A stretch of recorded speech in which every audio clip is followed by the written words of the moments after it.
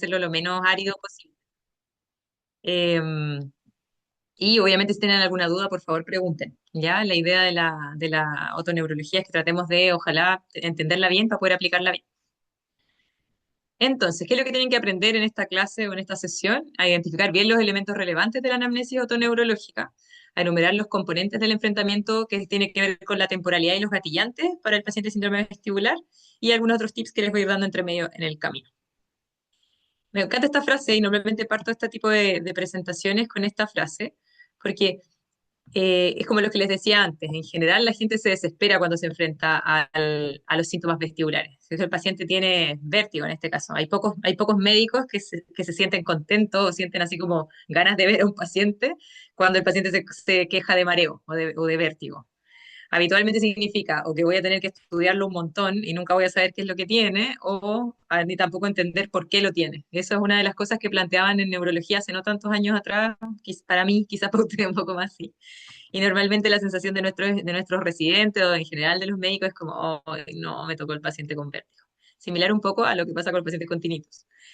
A veces se siente como que son imposibles de resolver, pero en realidad hay un montón de cosas que podemos hacer eh, y que nos van a ayudar. Ahí están nuestros residentes, algunos de nuestros residentes actuales del programa. ¿Y por qué puse esta diapo también para la clase de los residentes? Porque la autoneurología ha cambiado mucho. Entonces pasamos de un paradigma antiguo, que van a ver que es re antiguo, y que a lo mejor ustedes todavía lo han escuchado, pero eso igual yo se los pongo para que se den cuenta que no estamos ¿cómo se llama? No estamos todos tan iguales todavía. A tener mucha tecnología, a tener muchas cosas más objetivas, a estandarizar los criterios y un montón de cosas. Entonces, perdón, que me está arreglando uno de los becados. Eh, entonces, en relación a la anamnesis otoneurológica, les voy a poner un caso para que puedan ahí escuchar. Avísenme si escuchan, voy a revisar que... Avísenme si escuchan el audio.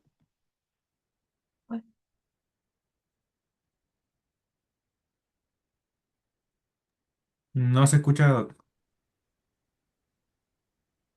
Tiene que compartir el audio en la Sí, presentación. sí, espérate, me voy a devolver. Se me había olvidado que no lo tenía que poner al compartir. Perdón. Sí, ahí está. Ahora sí, debería funcionar. Me voy a devolver, sí. El martes 22 de Sí. agosto a las 3 de la mañana desperté y toda la pieza me daba vuelta. Fue menos de un minuto, pero para mí se sintió como si fueran horas. Me inundó una náusea horrible y empecé a vomitar. Casi no alcancé a llegar al baño. Desde entonces, a cada vez que me agacho me viene una sensación de carrusel que dura unos segundos. Incluso así cuando me inclino, me viene, así como que ando caminando en bloque. No sé si a alguno se le, ¿cómo se llama? Se le hace conocido este tipo de, ¿cómo se llama? De situación, alguna vez lo ha escuchado. La idea es que si después tiene la oportunidad de poner de nuevo la presentación o al escuchar de nuevo el audio, tratar de pensar qué diagnóstico habrá tenido esa paciente específicamente.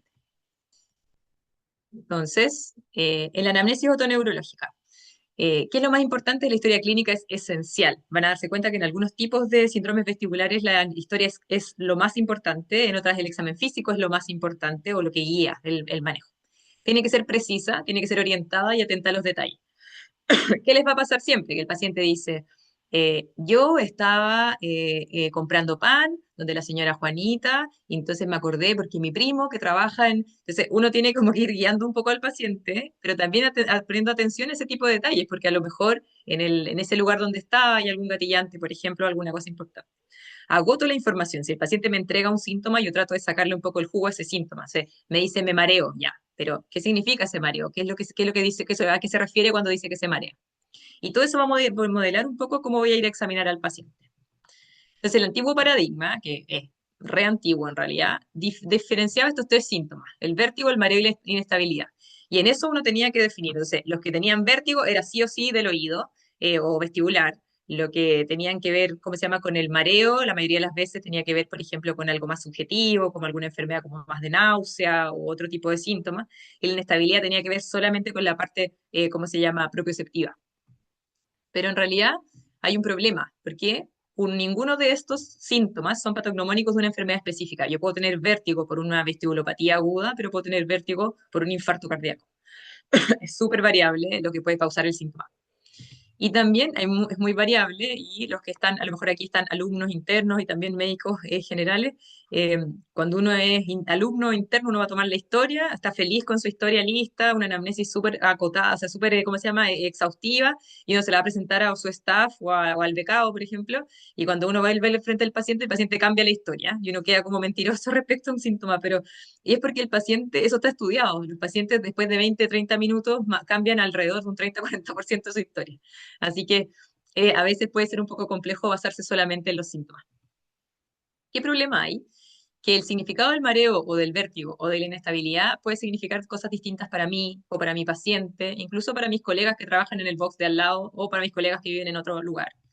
Y tengo que tener alguna forma de reportar la información y de las respuestas a terapia que sea común para todos. Entonces, el mismo idioma que se presentó hace unos años atrás, que es cuando se decidió hacer las clasificaciones, ¿ya? Y a lo mejor en sus clases, cuando tuvieron alguna preparación en otorrinolaringología, vieron que en general en vestibular usamos, eh, ¿cómo se llama? Hay clasificaciones y hay modelos de criterios en todas las patologías, o al menos ese es el esfuerzo, hacia allá vamos, a todas las patologías.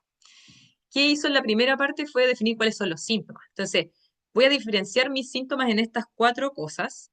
Eh, Voy a definir el vértigo como esta alteración, como esta percepción alterada del movimiento, que puede ser que yo percibo movimiento cuando no lo hay, o percibo que el movimiento que ocurrió de una forma anómala o inesperada. El mareo, que es una sensación, es una asociación más como subjetiva de una desorientación espacial. Después tengo los síntomas visoevestibulares, que son síntomas que se gatillan, por ejemplo, es reportado principalmente visual por el paciente y tienen que ver con la alteración de vestibular o alguna diferencia, por ejemplo, yo muevo la cabeza de un lado a otro y yo espero un cierto estímulo visual y se me genera otro. Y los síntomas posturales, que tienen que ver con la estabilidad. Y ahí esos aparecen sentados o de pie o caminando. Entonces, todas estas cosas le diferencian los síntomas. ¿A qué me refiero yo cuando uso la palabra vértigo o la palabra mareo? ¿Ya? Y así yo puedo empezar a ordenar en palabras qué es lo que el paciente reporta. ¿Ya? El problema está en que el paciente a veces reporta muchos síntomas, ¿ya? Y eso no es raro que pase. Y peor aún, porque yo puedo tener un paciente crónico que va a estar conmigo sentado una hora, tengo una hora entera para poder conversar con él, pero estoy en un servicio de urgencia, tengo que rápidamente definir qué voy a hacer, a quién atiendo rápido, a quién no, a quién mando a una resonancia, a quién no. Entonces tengo que hacer el manejo como corresponde, ¿ya? En el contexto de urgencia. Y ahí apareció este enfoque que es la base del enfrentamiento actual de los trastornos vestibulares, que es el titrate, que tiene, perdón, que tiene que ver con la, ¿cómo se llama? Con la exposición o sea, con el enfrentamiento sindromático de los trastornos. Entonces voy a basarme en el tiempo principalmente para poder definir la, ¿cómo se llama? El abordaje. ¿Qué dice el titrate? Primero el timing, que es el tiempo. Entonces, la temporalidad, cómo inicia, cuánto dura, cómo evolucionan los síntomas, si persisten, si van y vienen.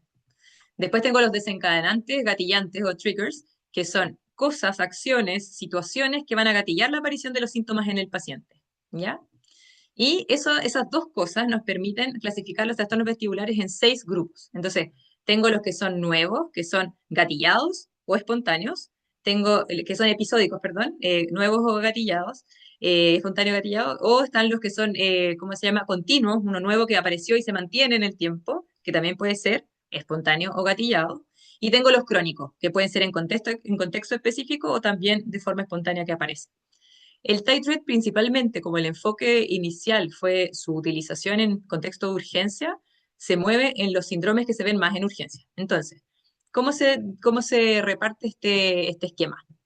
Tengo este orden, el triage, el timing, los triggers y el targeted exam, que es cómo voy a examinar a mi paciente, y después los tests, o sea, qué pruebas voy a hacer en mis pacientes, qué batería de exámenes voy a aplicar. ¿Ya? Y primero vamos a identificar las causas peligrosas en el triage. Igual que en todas las cosas en medicina, tenemos que definir quién es rápido, quién necesita resolver rápido y quién no. En el triage, entonces hago igual que un ABC o ¿cómo se llama? BAC, ¿cómo se llama? La alteración del estado mental. Si es que hay, por ejemplo, o sea, cefalea, una cefalea con alguna característica que me pueda orientar, por ejemplo, en accidente vascular, o si hay rigidez de nuca, por ejemplo, en un proceso infeccioso a nivel meningio, si hay dolor abdominal asociado, si hay dolor al pecho asociado, si hay un infarto o un embarazo ectópico, por ejemplo, complicado, etcétera, etcétera. ¿ya? Y hay que recordar las 7, decimos las 7 desde la muerte se llaman, o Seven Deadly Deeds, que están la diplopia, que es el ver doble, ¿cierto? La disfonía, la disartria, la dismetría, la disdiadococinesia, la disfagia y la disestesia, ¿ya? Son sintomatologías que nos orientan a el compromiso generalmente de la zona de la fosa posterior y accidente vascular de la fosa posterior, así que es súper importante recordarlas. Después vamos al patrón de presentación. Entonces ya tengo identificado mi triage, hice mi barrido de qué cosas pueden ser graves, me voy a la forma de presentación.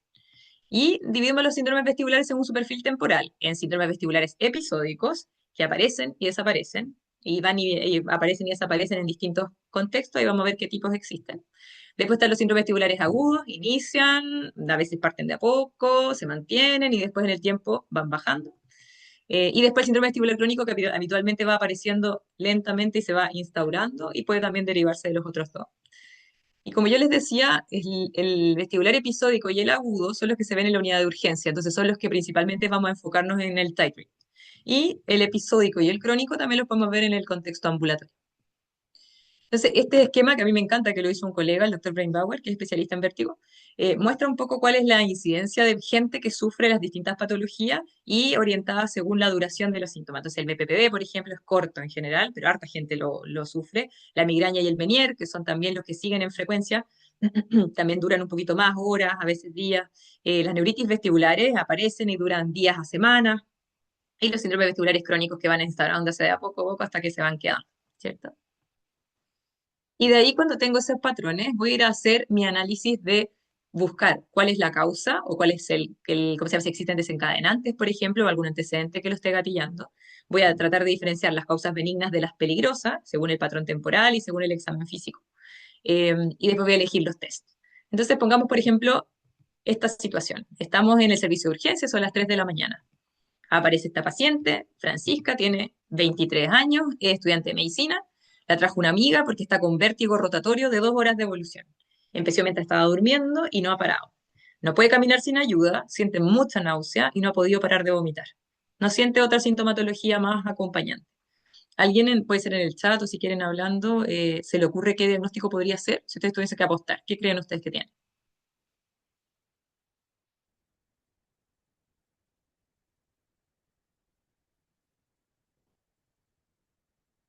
¿Alguna idea?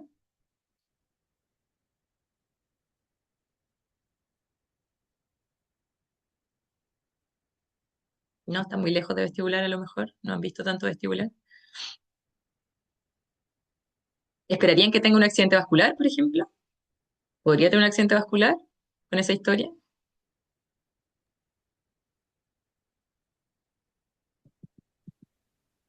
O sea, igual es posible, por el vértigo agudo me ha tocado ver pacientes así de jóvenes, Bien, súper pero bien. no es la primera posibilidad. Ujú, perfecto. Entonces, el riesgo cardiovascular de esta paciente específicamente probablemente no es tan alto, pero realmente sí, podría ser solo un vértigo y nada más y tener un accidente vascular, sí, sí puede ser. ¿Ya? Y aunque ustedes le hagan un escáner, pueden incluso perderse el diagnóstico porque el escáner en realidad no es tan útil en estos contextos. Entonces, para eso sirve el titrate. Entonces, ¿qué síndrome vestibular nos enfrentamos en este caso? Este es un síndrome vestibular agudo. Empezó y ahí continuamos, ¿sí? En síndrome vestibular agudo, el principal conflicto ¿es el cerebro o es central o es periférico? Y ese es nuestro balance y ahí nos vamos a enfocar. Ese es el principal enfoque. Entonces, si tengo un síndrome vestibular agudo, los síntomas en general aparecen y después son persistentes, pueden durar días a semanas. La evolución de la primera semana en general es esencial. O sea, lo más frecuente es que sea monofásico, o sea, que aparece, se mantiene y después va, porque tiene una sola fase y hasta un 15% puede tener una causa peligrosa o una causa central. Así que es súper importante saber cómo enfrentar. Existen dos grandes grupos que son los espontáneos y los que son post-exposición. Y ahí les voy a explicar qué significa. El post-exposición, partamos con ese, en este caso la anamnesis es clave. Entonces, mi paciente llega con su vértigo agudo, lleva tantas horas desde que empezó, puede tener distintos síntomas asociados, y yo le voy a ir a preguntar si ha estado expuesto a algo, si ha estado expuesto a algún tóxico, si ha estado tomando algún medicamento, por ejemplo, si tuvo alguna caída, algún golpe, estuvo involucrado en algún accidente, por ejemplo, hay algo específico a lo que se expuso que puede haber gatillado los síntomas, ¿ya? Por eso la anamnesis es súper importante. Y el vértigo no es el foco central muchas veces. Imagínense, por ejemplo, un paciente, no sé, que está andando en bicicleta o haciendo descenso, por ejemplo, y sale volando en la bicicleta y se golpea la cabeza. Quizá el paciente va a llegar inconsciente o va a llegar desorientado, por ejemplo, o a lo mejor va a llegar, no sé, con exposición de masa encefálica y quizás tiene efectivamente una patología vestibular, pero en ese momento lo prioritario es poder manejar las otras cosas. Y llega con un neumotórax, por ejemplo, están todos concentrados que el paciente esté vivo primero, antes de ponerse a mirar si tiene o no tiene mareo, ¿cierto? Cuando estoy expuesto a tóxicos también es importante, por ejemplo, la intoxicaciones como monóxido de carbono, por ejemplo, que no son tan infrecuentes en esta fecha, eh, que normalmente puede tener síntomas que son más bien bilaterales. También es importante en estos casos que muchas veces puedo tener algunos hallazgos que son más sugerentes de central, como por ejemplo la disociación entre el nistagmo y el vértigo. Cuando hablamos de disociación nistagmo vertiginosa, siempre se nos tienen que parar un poco las antenas de decir, ¿esto será central? ¿Por qué? Porque normalmente en un cuadro periférico, los pacientes, si tienen, por ejemplo, si uno mira al paciente, el paciente dice, estoy súper mareado, está vomitando, vomitando, tiene mucha náusea, uno esperaría tener un nistagmo relativamente intenso, que vaya como correlativo con el nivel de síntomas que tiene el paciente. Pero en estos casos puede pasar que, por ejemplo, el paciente está, por ejemplo, uno mira y los ojos se mueven como locos para todos lados y de repente dice, paciente, ¿cómo está? No, bien, tranquilo. Entonces es súper importante esa relación. Y ahí inhalantes tóxicos como el tolueno, por ejemplo, el monóxido de carbono, como les decía, fármacos ototóxicos súper importantes, anticonvulsivantes, el alcohol, esto también es importante, ¿ya? Y en este grupo, en todos los grupos vamos a encontrar las patologías benignas que son como las claves de los síndromes vestibulares agudos postexposicionales, como el TEC, por ejemplo, o los barotraumas. Acuérdense que estamos en zona de exposición, porque ahí tenemos hartos buzos, eh, y también la exposición a drogas y tóxicos. Y el grupo malo de este síndrome vestibular agudo postexposición son las fracturas de base de cráneo y las disecciones de arteria vertebral. Entonces, esos son, cuando yo tengo esta situación donde yo sé que estuvo expuesto un paciente, por ejemplo, y se golpeó la cabeza, será un TEC sin complicación mayor, o será que se fracturó la base de cráneo, y yo tengo que hacer esa diferencia y tengo que ir a buscar los signos de sugerente de fractura de base de cráneo, alguna salida de algún líquido, por ejemplo, líquido cefalorraquídeo por nariz o por oído, puedo tener, ¿cómo se llama?, los signos habituales de los ojos en mapache, ¿cierto? O los signos de Battle, de fractura de base de cráneo lateral.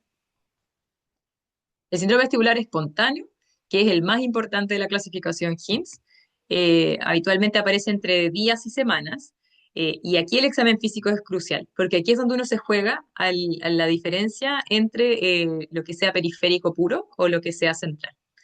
Los síntomas en general empeoran con los movimientos cefálicos, entonces hay que tener cuidado porque uno dice es espontáneo, sí, pero es que cuando muevo los ojos, ¿cómo se llama? Me genera el vértigo o me genera el mareo. Y uno le puede preguntar al paciente, ¿es cuando usted mueve la cabeza que se genera el síntoma o mover la cabeza empeora el síntoma? Ya es un agravante, así que es súper importante diferenciar agravante de gatillante. Y el clásico benigno de este grupo es la neuritis vestibular. O sea que yo tengo una vestibulopatía unilateral, ¿ya?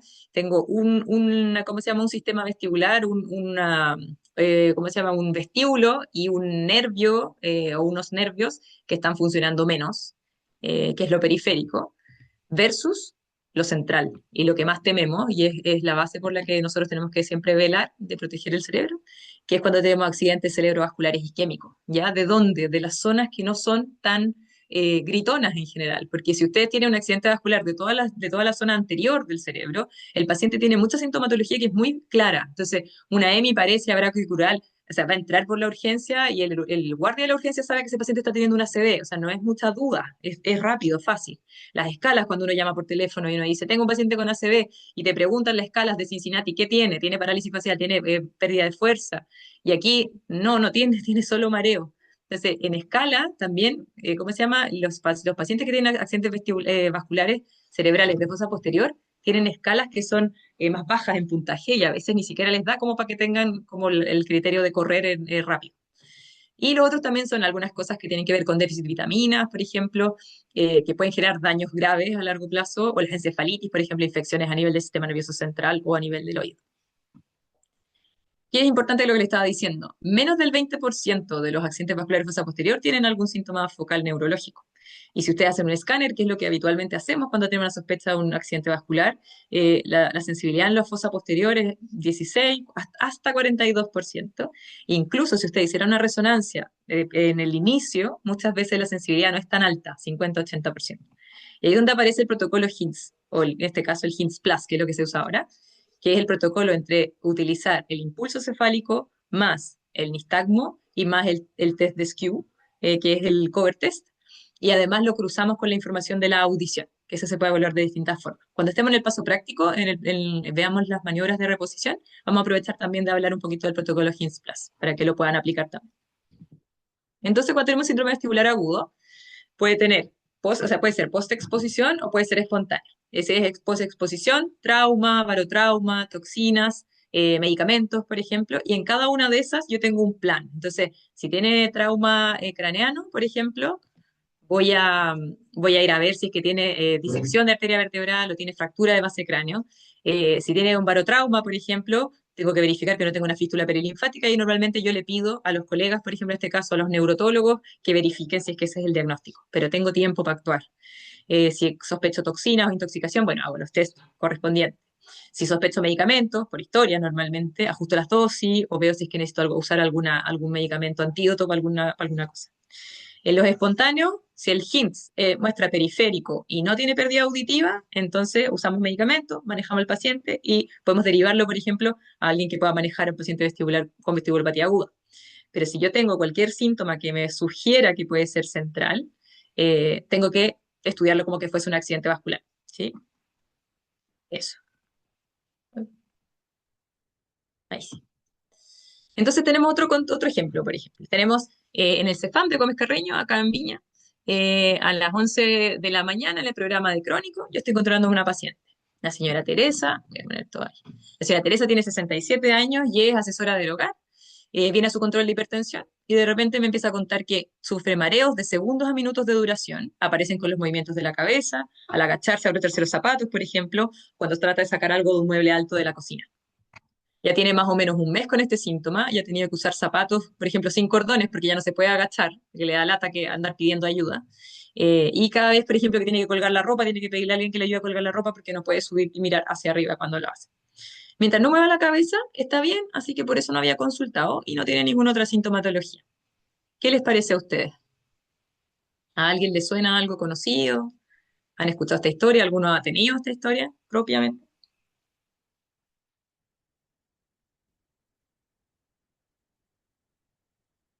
¿No? ¿A nadie se le ocurre? Es la causa más frecuente de vértigo en general en la población.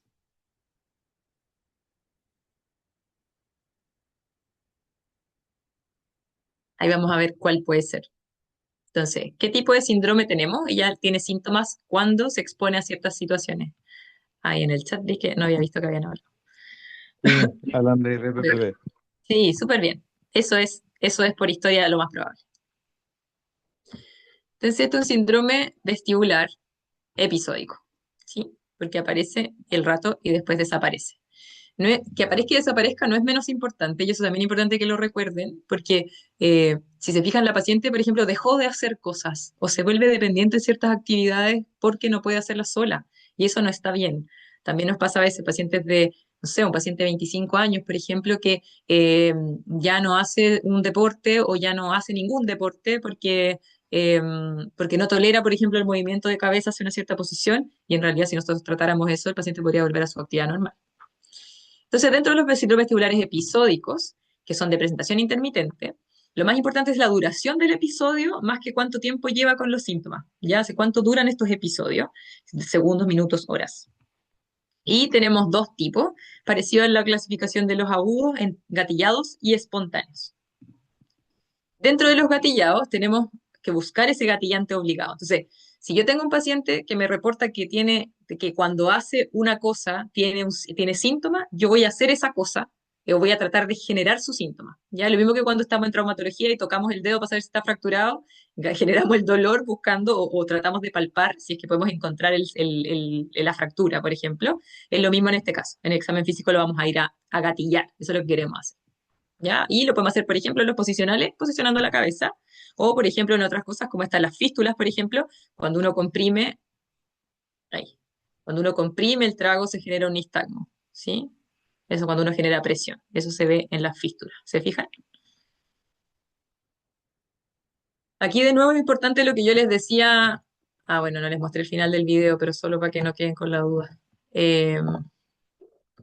Porque ese paciente tenía una fístula o sea, sí, una fístula o una tercera ventana. Y después se operó, eh, y después cuando comprimimos el trago no pasa nada. Súper importante diferenciar gatillantes de agravantes, ¿ya? Que es lo que conversábamos antes. En el caso de síndrome vestibulares espontáneos, o sea, episódicos, síndrome vestibulares episódicos, perdón, gatillados, tenemos como clásicos el vértigo postural paroxístico benigno, la hipotensión ortostática y las dehiscencias de canal semicircular superior o terceras ventanas, ¿ya? Las dehiscencias son mucho menos frecuentes, pero es algo que han empezado, o sea, ya que se diagnosticó, estamos ahora mucho más atentos a buscar, ¿ya? Pero el BPPV es por lejos el rey de este grupo. ¿Y cuáles son los malos? Así como uno dice vértigo postural paroxístico benigno, tenemos también uno parecido, pero es central, ¿ya? Y es súper importante hacer la diferencia. Y la otra son las hipotensiones ortostáticas de causas graves. Si yo puedo tener, por ejemplo, alguna patología abdominal, por ejemplo, clásicos son los embarazos ectópicos o ¿cómo se llama? Un roto complicado, eh, en que cuando yo siento al paciente, la paciente se me puede desplomar por el cambio de la presión. Entonces es importante que yo tenga mi triage antes de empezar a aplicar estas otras cosas, ¿cierto? Eh, ¿Y por qué es importante también? Porque en el vértigo, por ejemplo, el vértigo postural paroxístico central, cuando vean las maniobras también en el plazo práctico, se van a dar cuenta que yo cuando hago una maniobra, yo espero, estoy estimulando un cierto canal, yo espero un cierto nistagmo, si es que existe patología, porque estoy haciendo el movimiento que estimula o que inhibe uno u otro canal, ¿cierto? Entonces, si es que yo hago un movimiento y el nistagmo que encuentro o el movimiento ocular que encuentro no es el concordante, hay que tener ahí ojo porque eso puede ser un vértigo postural central. ¿Ya? ¿Qué más iba a decirles? Eso. Y de los síndromes vestibulares espontáneos, ¿cómo se llama? El que ahora es el otro grupo que no están gatillados, duran segundos a días en general, ya o a veces pueden ser hasta horas, o sea, perdón, minutos a horas en el medio. Y generalmente el paciente está asintomático en la consulta. Entonces yo ya no tengo un paciente que yo puedo gatillarle el síntoma. Yo dependo de lo que me cuente el paciente que le genera síntomas. Por eso la historia clínica es súper importante. Y pueden tener algunos desencadenantes, pero no son obligados. Hay cosas que pueden como favorecer la aparición, pero no necesariamente tienen que estar, ¿ya? Y aquí están los clásicos. Por lejos, el Meniere y la migraña se llevan la gran mayoría de esto. Eh, Probablemente haciéndole competencia también las crisis de pánico y los reflejos vasovagales, porque no son tan infrecuentes tampoco. Y la paroxismia es mucho menos frecuente, pero también hay que tenerla en consideración porque también es espontánea. No sé si algunos han escuchado la paroxismia. La paroxismia vestibular es una patología donde tengo crisis cortas de vértigo muchas veces al día. Entonces tengo crisis y pasa. Y es bastante, ¿cómo se llama?, invalidante cuando está. Lo bueno que tiene es que te responde a algún tipo de medicamento específico y los pacientes andan bastante bien. Entonces, el Meniere y la migraña es lo que tienen que recordar siempre en los vestibulares episódicos espontáneos. ¿Ya? ¿Cuáles son los malos? Aquí ya no aparecen los accidentes cerebrovasculares, pero sí las crisis isquémicas transitorias, que finalmente son como un aviso de que podríamos tener más adelante una ACV. Todo lo que tiene que ver con las cosas cardiovasculares, anginas inestables o arritmias o incluso TEP, y las hipoglicemias, hay que tener cuidado también con eso. Entonces, los síndromes vestibulares episódicos, que pueden ser gatillados o espontáneos, los que son gatillados, los benignos, todo tranquilo, si el Dix-Hallpike, por ejemplo, la maniobra de provocación, sale positivo con un nistagmo típico, perfecto, le hago yo las maniobras si las sé manejar, o lo derivo a alguien que las pueda hacer. Si el Dix-Hallpike está positivo, pero un nistagmo que no es el que yo esperaría, eso puede ser central, directo a hacerse una resonancia. Si el Dixolpike está negativo, pero tiene síntomas ortostáticos, bueno, veo por qué podría tener esta hipotensión ortostática. Y si no tiene ninguna de las dos, bueno, lo puedo derivar a neurotología para que vean ahí qué otras causas puede tener. Y en los espontáneos es súper importante saber los criterios del ABCD2 para poder tener también claro qué tan alto es el riesgo cardiovascular. O sea, el riesgo de tener una ACV. Perdón. Entonces, si tengo historia típica de migraña o de Meniere y tiene bajo riesgo, entonces yo podría evaluar, ¿cómo se llama?, manejarlo acorde a ese tipo de diagnóstico. Si tiene una historia diferente, por ejemplo, como claramente una crisis de pánico o un reflejo vasovagal, puedo hacer también el seguimiento en ese sentido. Pero si es una historia atípica o tiene alto riesgo de ACV, es mejor hacer un estudio para ver que no sea una crisis química transitoria o que no sea arritmia, que no sea un infarto cardíaco, etcétera, etcétera. Eso. Yo sé que toda esta información suena a veces un poco compleja porque es un montón de información. La primera vez que uno enfrenta el titrate, o incluso, no sé si alguno ha tenido la suerte o el sufrimiento de leer el paper de los síntomas, que es largo, pero la idea de las clasificaciones, de los criterios y todo es para que puedan ordenar. Eh, y en la medida que uno lo va usando, se van haciendo un poco más fáciles de manejar. ¿Ya? ¿Qué cosa quiero que recuerden de esta pasada que tuvimos hoy día? Es que siempre hay que empatizar con el paciente. Piensen que en el día a día, y trato de decírselo también a los pacientes y a veces a los familiares, y les puede servir también como herramienta para usar con los familiares, el paciente, ustedes, por ejemplo, se levantan en la mañana, si ninguno de ustedes tiene patología vestibular, espero que no, ustedes no piensan en muchas cosas que tienen que ver con su equilibrio porque es una habilidad que es como básica. Entonces, yo abro los ojos, me giro en la cama, me paro, ni siquiera pienso que me tengo que parar, me paro, voy corriendo, se me olvidó una cosa, salgo corriendo para el otro lado, me agacho, me pongo los zapatos, salgo y giro y después manejo o qué sé yo, o me subo, no sé, a la micro. Hago todas esas cosas en el día y el resto de mi energía y de mi pensamiento está en la actividad que estoy haciendo.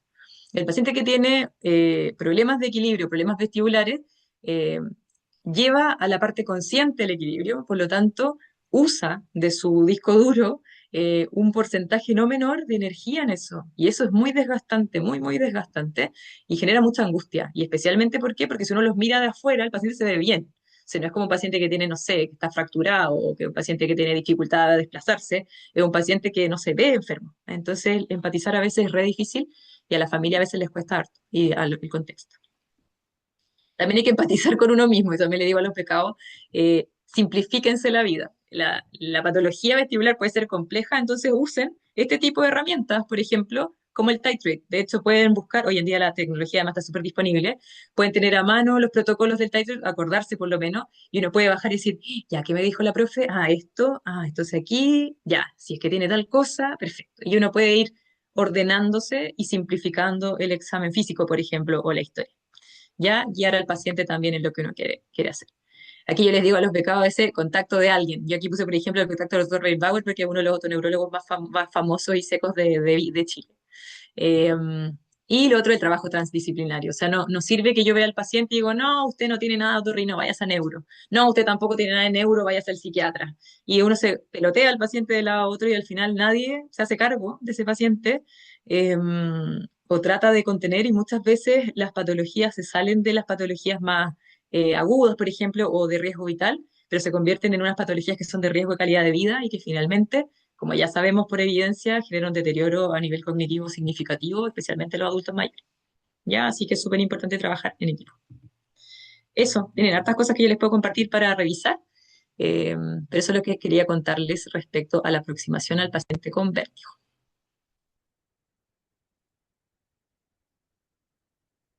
No sé si fui demasiado rápido o están todos muy cansados. Ya estamos a mitad de semana, así que igual la mayoría está cansada, yo creo. Yo también. No sé si tienen alguna duda, alguna pregunta.